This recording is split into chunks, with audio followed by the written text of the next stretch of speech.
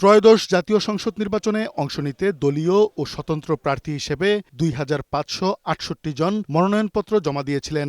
যাচাই বাছাইয়ে এর মধ্যে ৭২৬টি মনোনয়নপত্র বাতিল হয়। সোমবার সকাল থেকে শুরু হয়েছে রিটার্নিং কর্মকর্তার সিদ্ধান্তের বিরুদ্ধে আপিল দায়ের। নির্বাচন কমিশন প্রাঙ্গণে আপিল গ্রহণ করতে ১০ অঞ্চলের জন্য ১০টি বুথ স্থাপন করা হয়েছে। সংক্ষুব্ধরা মনোনয়নপত্র বাতিল হওয়ায় ক্ষোভ জানান। নির্বাচন কমিশন থেকে ন্যায় বিচার পাবেন বলেও প্রত্যাশা জানান তারা।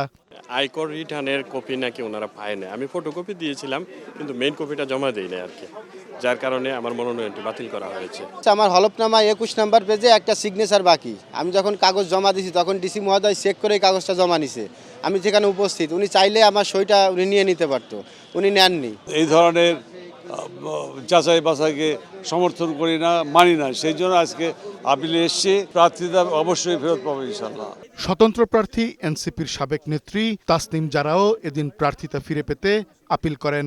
যারা স্বাক্ষর করেছেন এই প্রায় ৫,০০০ মানুষ এত অল্প সময়ে, ওনারা চান আমি যাতে নির্বাচনে কন্টেস্ট করতে পারি।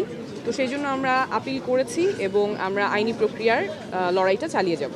বুথ পরিদর্শনে এসে নির্বাচন কমিশনের সিনিয়র সচিব জানান, মনোনয়নপত্র বৈধ ও বাতিল দুই ধরনের সিদ্ধান্তের বিরুদ্ধেই আপিল করতে পারবেন সংক্ষুব্ধরা। যেটা গ্রহণ করা হয়েছে সেখানেও আপত্তি থাকতে পারে, কেন গ্রহণ করা হলো, আর যেটা গ্রহণ করা হয়নি কেন করা হয়নি। দুই কেনরই উত্তর আমরা আপিল নিষ্পত্তিতে দেখব। সেটা হলফনামাই হোক, 1% স্বতন্ত্র প্রার্থীদের ক্ষেত্রে 1% ভোটার এবং তার যাচাই বাছাইটাই হোক, বা যেটাই হোক না কেন, নির্দিষ্ট কোনো কারণ এক একজনের ক্ষেত্রে এক একটা কারণ হবে।